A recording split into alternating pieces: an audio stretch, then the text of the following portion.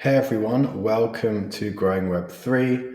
I'm extremely excited to have Camila Russo with us. She is the founder of the Defiant, author of The Infinite Machine, and has done many other things to help the crypto, DeFi, Ethereum community. Great to have you here, Camila. Hey, James. Thanks so much for having me. It's great to chat. Wonderful. So maybe we could kick off. You could give a little intro to yourself and what you were doing before your life in crypto. Sure. So I'm a financial journalist. Before crypto, I was a reporter at Bloomberg News. I was there for 8 years. I started as an intern in New York. I then covered markets in Argentina, in Buenos Aires, from between 2012 and 2015, 16. Then I was in Madrid covering European stocks, and then came back to New York. And at Bloomberg, I started covering crypto. And at the end of 2017, I decided to pitch the idea of writing a book on Ethereum. And that's how kind of the Infinite Machine came about.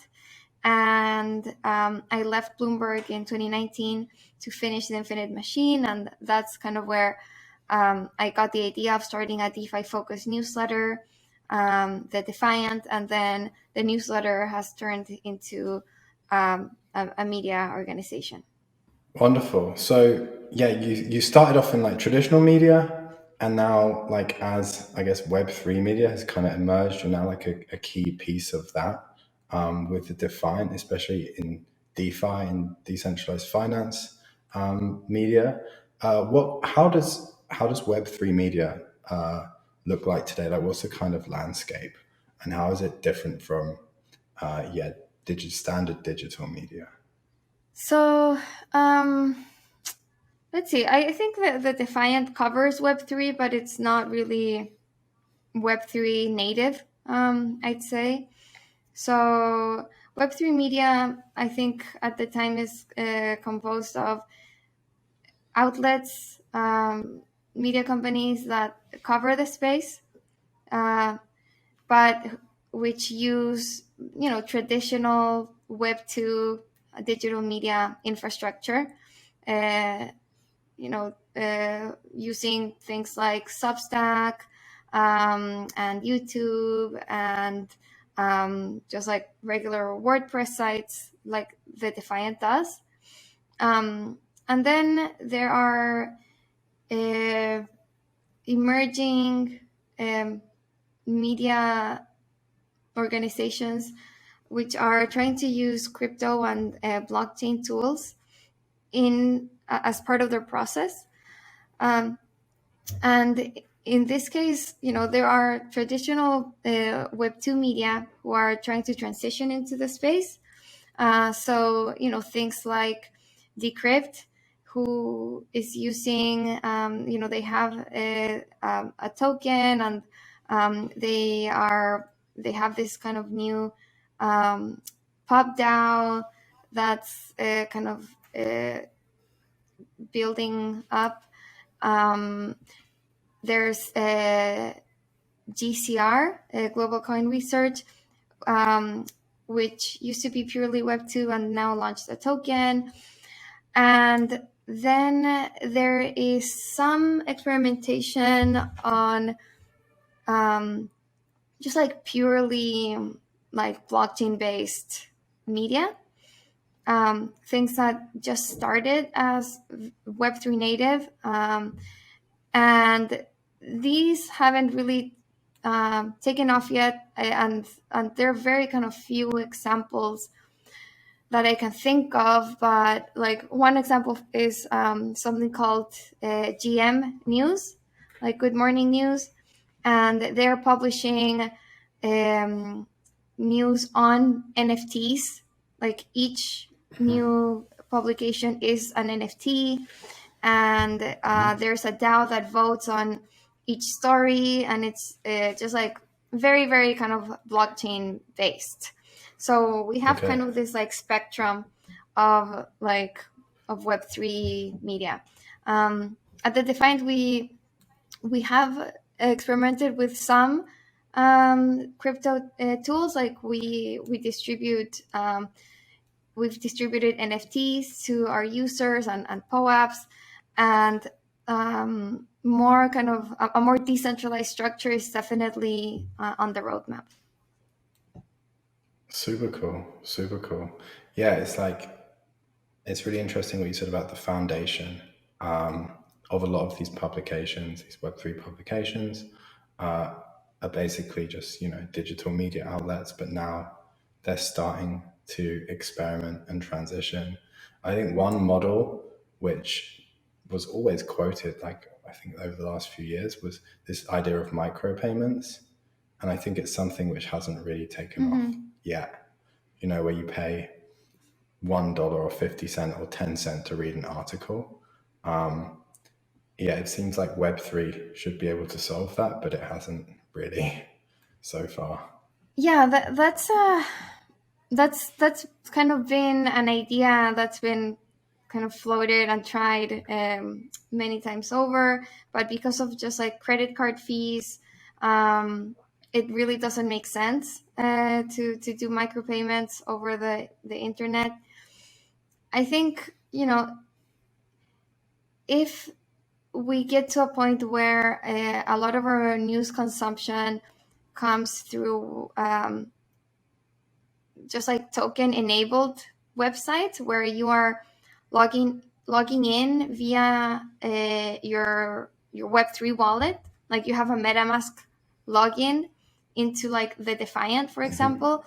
I think that can potentially finally enable this use case where there is a paywall, and you can choose between paying like a full subscription to the site or just paying for an individual story, which is what like many of us like always wish we could do. It's like, I really want to read this kind of Washington Post story, but I'm never reading the Washington Post. I just want to read this one thing, and we end up kind of missing out on content. So yeah, I think now, especially with layer twos uh, coming live and becoming more popular and having more volume, that this can potentially work, because like Ethereum fees are like likely most of the time higher than credit card fees even, so that wouldn't help much. Yeah. But potentially something like this on a layer two could work. Cool. I think there are definitely some experiments happening. I know Mirror is slightly different. And I think there's Glass Protocol, which is like a decentralized video protocol. I think they're experimenting. But yeah, I think this use case of I really want to read this one article and I'd happily send them a small amount to read it, but I don't want to sign up for a monthly subscription is something that, I mean, it has to be solved by Web3 soon. But yeah, Yeah. maybe Yeah. a layer two will be the one to solve it. Okay, so there are hopefully some founders watching this, and I thought it could be useful to kind of ask you a few questions about how founders and people working in this space should kind of view the relationship with journalists, the media in crypto. Yeah, it'd be awesome to talk a little bit about that. So my first question is, what kind of things can journalists and people working within the media in crypto do, and what can't they do? Are there any like differences between when you worked in traditional finance? I mean, the differences aren't huge. It's like journalism is journalism. It doesn't matter where you are. It's we follow the same standards. I think some small differences are covering Web3. We understand that a lot of the participants are anonymous. So something that wouldn't kind of fly at Bloomberg is quoting someone without identifying them. I've obviously kind of let go of that requirement at the Defiant, and we're often citing and quoting anons. So that's kind of been a funny kind of change there. And it kind of does require a bit more skill and experience, because since, these are participants who are not identified, you're really relying on their like online track record to determine whether they are, like a good source and should be quoted in a story or not. So it does require just like a bit more nuance from the reporter side to determine who's a good source and who's not. Something else that I have changed at the Defiant versus what I practiced at Bloomberg was that at Bloomberg it was very strict. This requirement of reporters not investing or not owning anything that they covered. At the Defiant, I found that's not the best policy to follow, because first of all, like, our team is super small. We have only 3 writers, and they're covering all of DeFi and Web3. So, and at the same time, I think it's important for them to be in the space, like part of the community, experimenting with all the different protocols, just like being a part of the space, because I want them to cover DeFi and Web3 from just like a very knowledgeable perspective and from the inside, not from the outside looking in, which is how a lot of mainstream media covers Web3. To do that, you really have to participate. You have to own these tokens, and you have to, use these protocols. So, that's a difference there. And because like I only have 3 writers, it's not like they're kind of each like super specialized.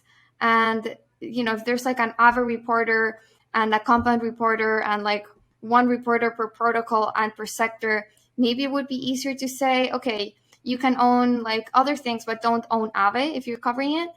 But in my case, it's like 3 reporters cover everything. So it's like someone might cover Aave one day, but then, Luna the next day. So it's just like not practical to hold that policy.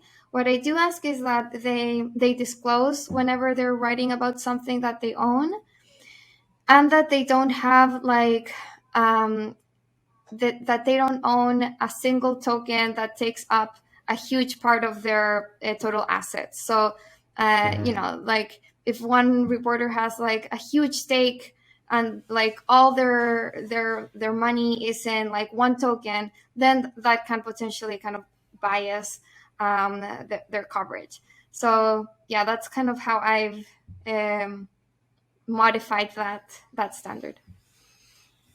I love that approach because, I completely agree. Like, it's the experience of actually using things. I mean, I'm sure it makes the reporting way better in general over anyone who hasn't used anything, but it's important. And I think, these moments using all these new products really click when, a transaction goes through, or you deposit money into a yield farm or something like that. It's really the only way to understand a lot of the more complex protocols is to just play around with them. So that's super interesting. And so for new projects, if they're looking to try and get more content, to try and engage with the press and media, what do you think is the best way to kind of go about that? For that, I think the best strategy is to just kind of build something amazing that ends up becoming part of the news by itself. Like, I know that's not kind of, easier said than done, but that's the most effective way. Easier said than done, but that's the most effective way. Like, all crypto sites receive a huge amount of PR inbound, like dozens of press releases every day, and it's just a lot of noise. Most of the time, what we end up covering is, what is making an actual impact in the market. So suddenly, this new coming protocol jumped to kind of the top 10 in TVL, or there's, this token that's doing this kind of crazy price action, or suddenly, people in the Philippines are using this protocol to earn kind of a additional income. Like all these stories that are about how a protocol is making actual impact uh, is what we'll write about, and what most reporters will write about, rather than an announcement about a new feature that was added.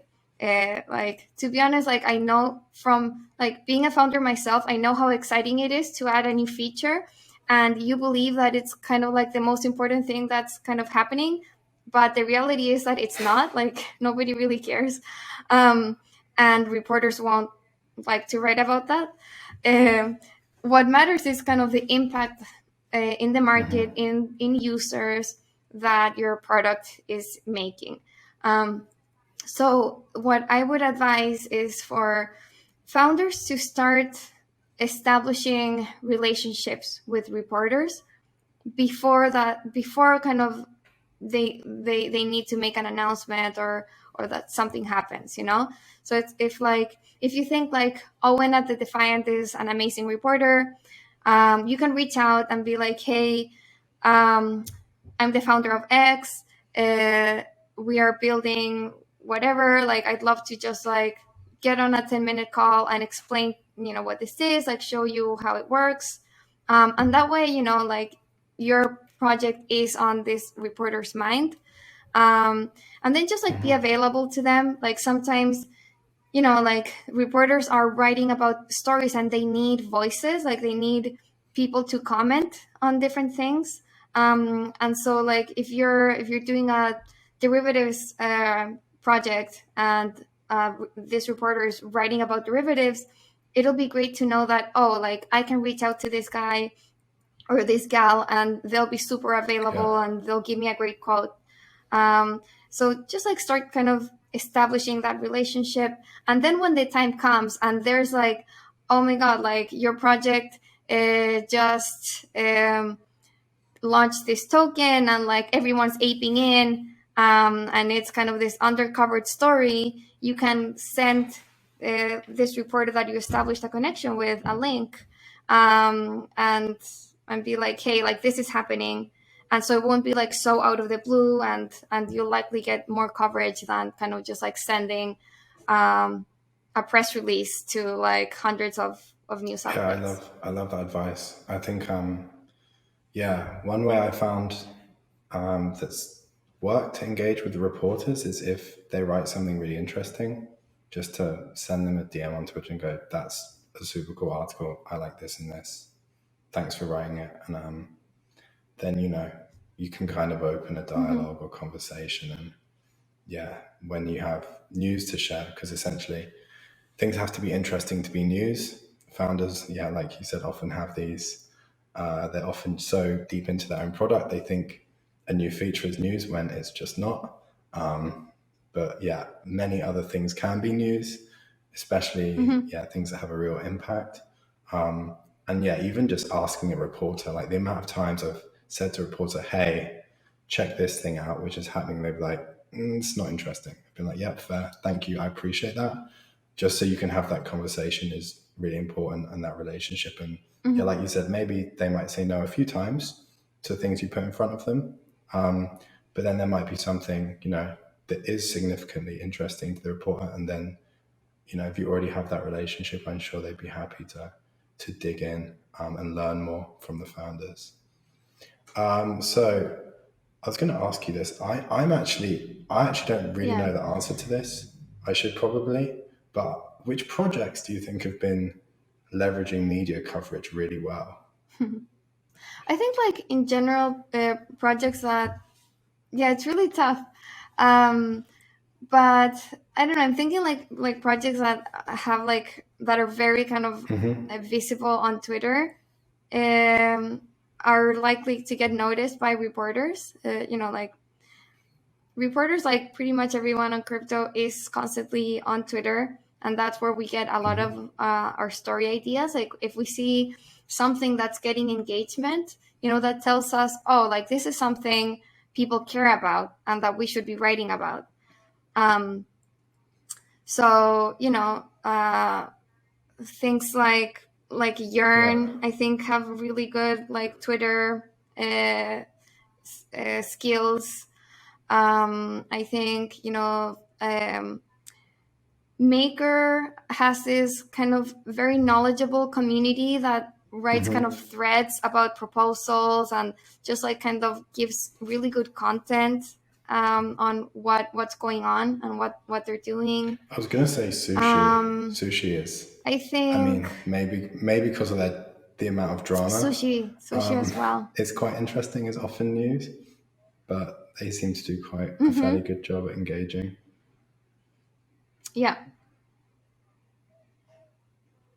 Yeah, yeah, for sure. So yeah, like having kind of these like characters and like personalities in our project, like that really helps. It really kind of drives attention.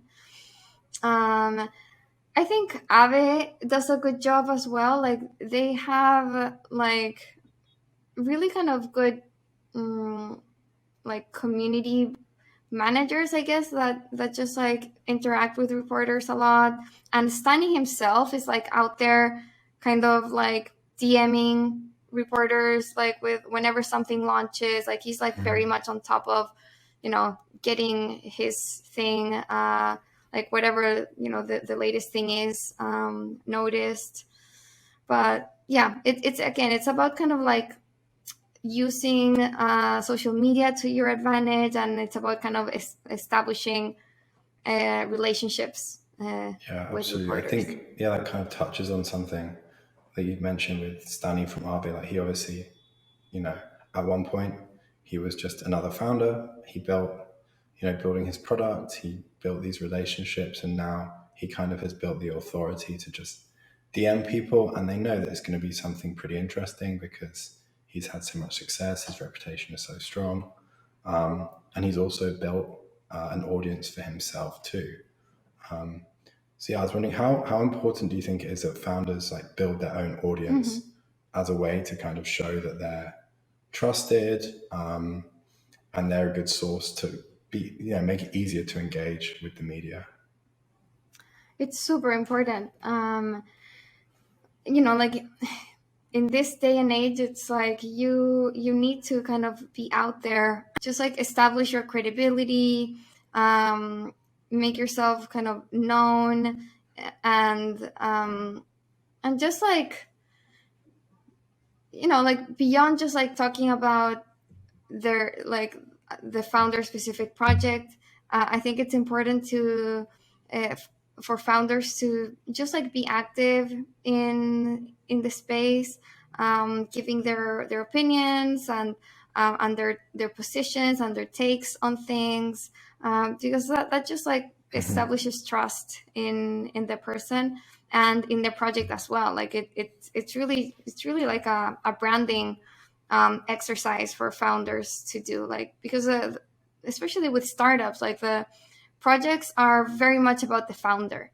So I think it's important for founders to be kind of out there, recognizable, and um, just like Absolutely, yeah, and visible. I think it helps with everything, right?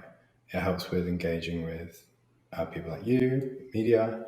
It helps with hiring. It helps with all these different aspects that a startup project needs. Hmm. Okay, so one trend, like I think we've all seen over the last couple of years, is crypto used to be focused so much on the financial side of things, and now Web3, crypto, whatever we're calling it, it's so broad now, and there's such a big focus on like metaverse, NFTs, everything like this. where do you kind of think these trends are going, and how are mainstream media like engaging with all these new concepts? Do you think they're doing a good job, bad job? Yeah, I'd love to hear your thoughts on that. You mean my thoughts on how mainstream media is covering Yeah, and Web3?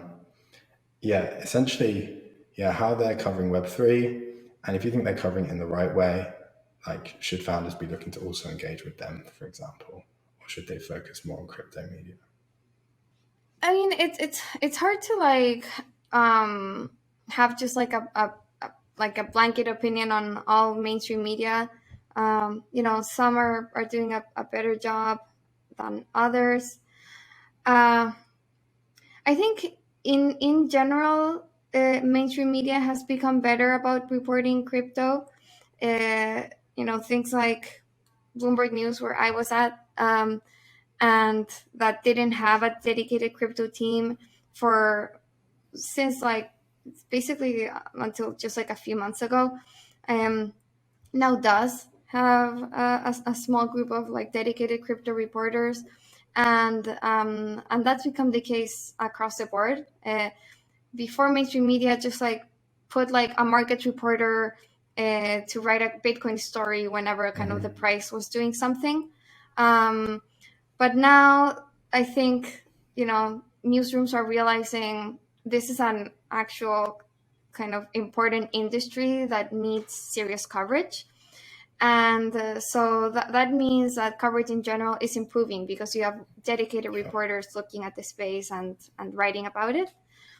Of course, like it's still not great. Like like there's like tons of examples of news stories in mainstream media about crypto that like completely miss the mark and don't have the nuance necessary, or are falling into these like long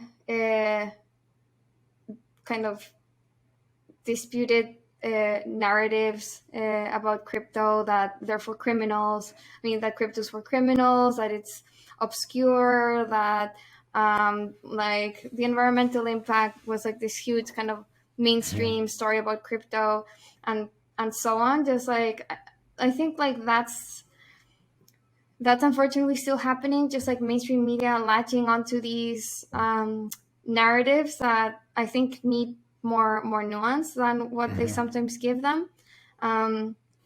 Also, just like still focusing so much on just the price, and not really on what's just like technical development, and what's happening beyond just like coin market cap. So yeah, I think it's still early days for these kind of new crypto beats in mainstream media, but it's definitely getting better and better. Awesome. Yeah, I think that's true. I think one thing we find is some founders, they really want to pitch mainstream outlets, and they might have a pretty niche product.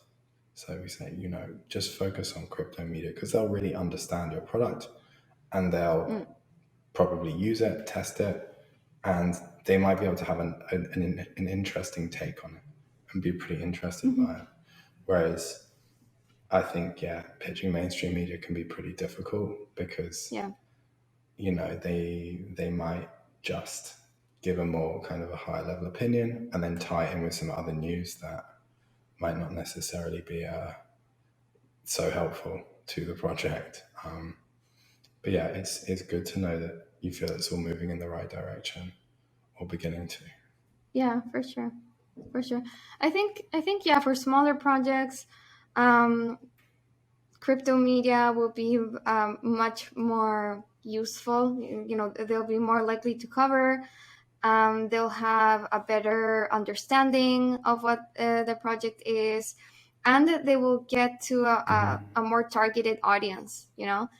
So the Defiant audience is definitely a lot smaller than Bloomberg's, but that everyone reading the Defiant is a DeFi user. So you have a better chance of getting to like your actual target user than potentially, going to a more like a bigger audience where just like a more Absolutely. I'm general always user. saying, like, think about where people will be, where your audience will be for DeFi projects. Like, think about where your audience will be where they have MetaMask, right? Like, you're way more likely to find 1,000 people who have MetaMask, and you can just, quickly click through to your DeFi app and start playing around with it from the Defiant and potentially on Bloomberg, right? I'm always like, it doesn't matter the number of views, it matters the number of views of people who have this context and this education of Web3, which is important for smaller projects. So I have a couple more questions. I know you've also founded loads of stuff. You currently have a new product in the works, which is based on financial information. Could you tell us a little bit about that? So that's part of the Defiant, but our vision and goal with the Defiant is to become the most trusted information source for DeFi and Web3. And for me, information is made up of both content and data. So right now we have the content side of things, but we're missing the data side of things. And so we're building a data product. Right now we have like the bare bones alpha, like a closed alpha version of it that's being tested, and early testers are giving us feedback. But our goal is to launch a public MVP this year. And so what like the Defiant terminal does is it aims to hold all of the DeFi data that you could need to analyze the space in one place, in one platform that doesn't require any technical knowledge. So you don't need to be writing SQL queries to fetch data. It's just using a search bar. And it's extremely customizable. So, unlike other data platforms, which just like feed you kind of static or basically almost static charts, on the Defiant terminal, you're able to pull up any kind of data series and compare between assets and metrics across kind of time frames. So, things like historical yields, historical liquidity and liquidity pools, lending and borrowing rates, things that you really can't get anywhere else. So that's what we're building. I'm super excited about it. And yeah, it's why we're hiring too. So any devs listening, we're looking for data engineers, backend devs, front end, and also web developers to handle our rapidly expanding website. So like we're facing kind of scaling issues right now at the Defiant. Yeah, I think we all are. we're also hiring like crazy. It's gonna be the main challenge, I think, of the next year. I had one more question to ask you. The data product, Sure. this platform sounds extremely interesting as well, and I think we need more context around marketing data, around growth data, around all types of data in this industry. So I'm super excited for that. And yeah, I can't wait to dig in to see how it can help companies improve their growth and start to think about data in a different way, because there's so much of it, and I think the key issue is it lacks context. Okay, last question. This is a question I ask everyone. If you could be the CMO, CMO, or I don't know, you could be the head of PR or something like that for any company in the space, which one would you choose? And you can't choose Defiant, of course, because that wouldn't be fair. For some reason, like World of Women comes to mind. I was a holder of their NFT, and I think like they've just like grown so spectacularly, and I just like really like their mission and what they're doing. I'm all about kind of like bringing more women into the space, and making sure that women have just like good role models. And hopefully I hope to inspire women to come into Web3. So yeah, World of Women is very much aligned with what I want to do in Web3. So I think it'd be a good CMO for them. Amazing. Yeah, that's a really, really cool project. And I think that'd be a really nice one for you to be CMO. Very cool. Wonderful. Thank you so much. And yeah, how can people get in touch with you if they would like a job or something else? Yeah. So on Twitter is probably the best place. I'm at Camila Russo, CAMIRUSSO. By the way, just like mentioning, I've been kind of impersonated a lot on Instagram because I haven't been able to get a blue check there. So just like for people listening, the correct Instagram is cami.russo and nothing else.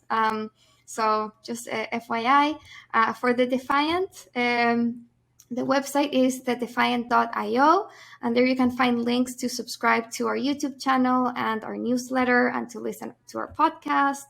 And the Defiant on Twitter is at Defiant News to go follow Wonderful. it. Thank you so much. And yeah, I would heavily advise everyone to check out the Defiant YouTube, because I think it has some of the best content in the space there, and obviously the website. Thank you so much for coming on, Camila. Thank you, James. This was fun.